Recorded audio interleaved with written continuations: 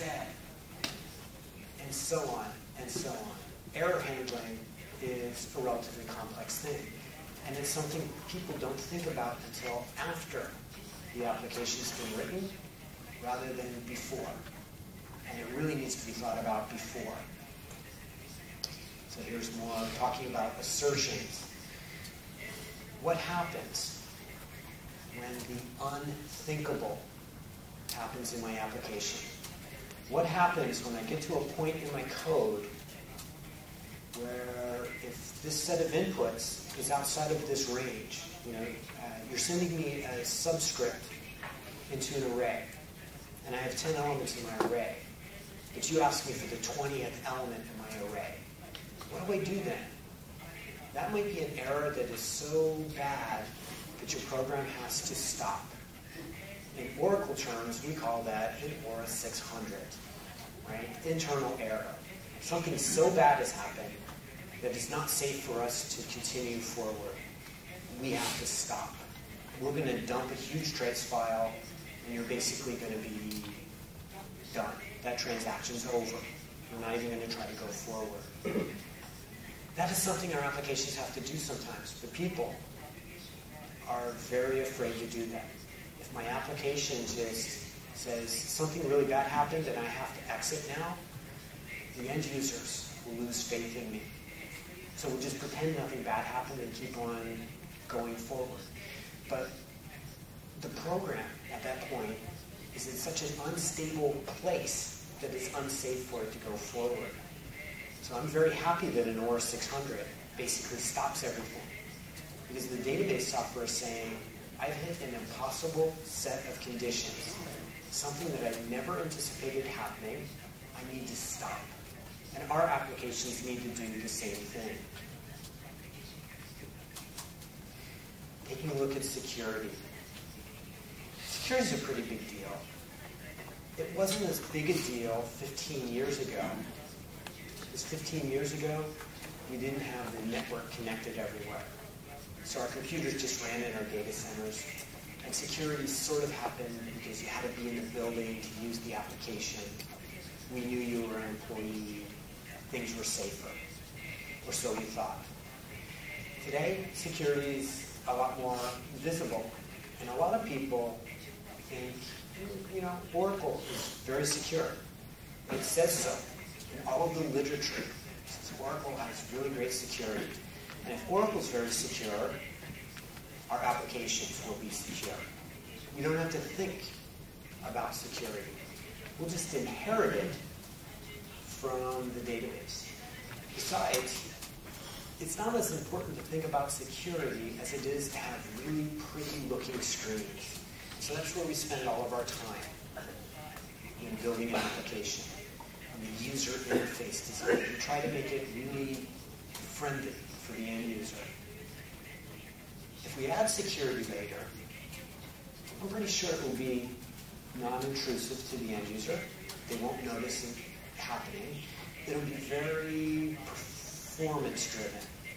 Adding the security later, the application will still run as fast as before.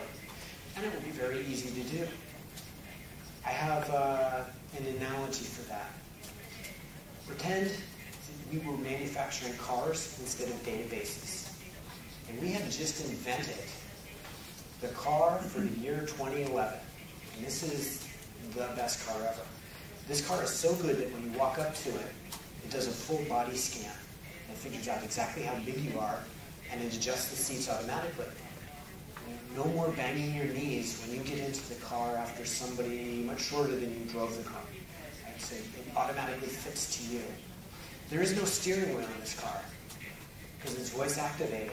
When you sit in, it asks you, where would you like to go? And you give it the address, and off you go. So you walk up to the car, the door opens up, the car seat is perfectly adjusted, you get in, you really like this car, you buy it, you take it home, and you put it in your driveway. When you go out the next morning, you'll probably be very disappointed to find out that the car is gone. Why is it gone? Because somebody was walking down the street, the car door opened, the seat adjusted itself, and it said, where would you like to go? And they got in and drove away. Because we didn't think about security. We need some sort of identification, authentication system. You can't use that single user account because we need to know who's actually touching our data. We're going to come out with a security patch. And here's the security patch we came up with. It's a large chain and a padlock. And it works. When you get out of the car, you throw the chain over the car, you go around the car, you throw it underneath, you padlock it. Now, it's not very performant because it takes a long time to lock up, a long time to unlock. It's not very easy to do, and it's very intrusive. In fact, it tends to scratch and dent the car as well. But it is very secure.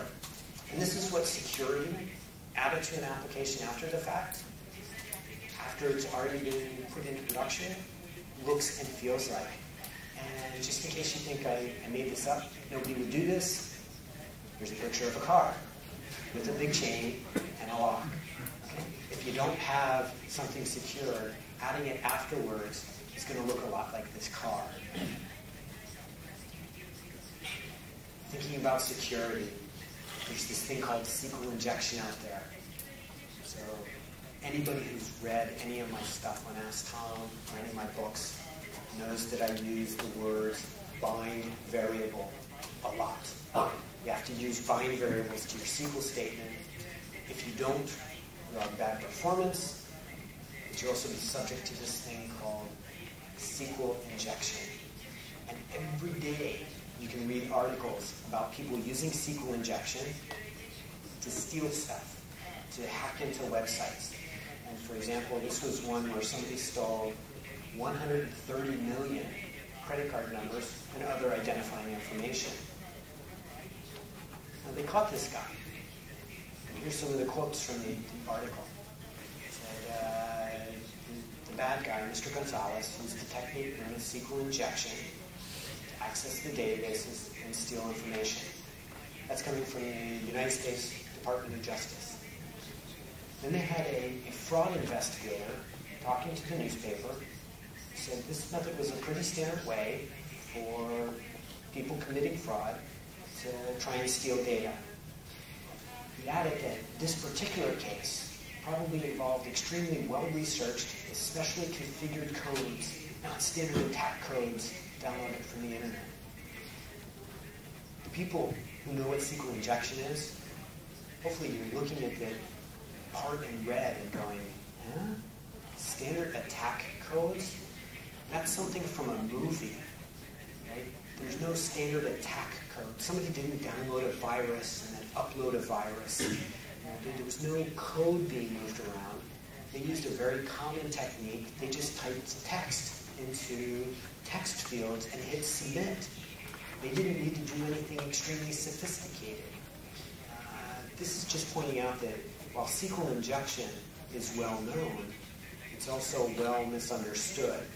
The people investigating this, they really didn't know what they were talking about. So the fraud investigator doesn't really know what SQL injection is.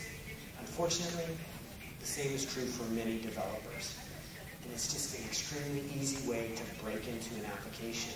So it's something you have to look for from the very beginning. Here's another one. Mass infection turns more than 57,000 websites into launch pads, places from which attacks could then be mounted from themselves. And the way they did this down at the bottom was the attackers were able to implant a malicious iframe in the pages by exploiting SQL injection vulnerabilities. In this case, they did actually upload some code into an application. It was JavaScript that made the application do something that they had not anticipated. They rewrote the web page using a SQL injection attack, which is a pretty interesting approach here. This goes back to my first example, though. If you just downloaded somebody else's JavaScript and incorporate it in your application, how do you know that it's not turning you into a machine like these machines, where somebody uploaded some malicious code? So if you just go out there and grab code off the internet and start using it without reading it, without understanding how it works,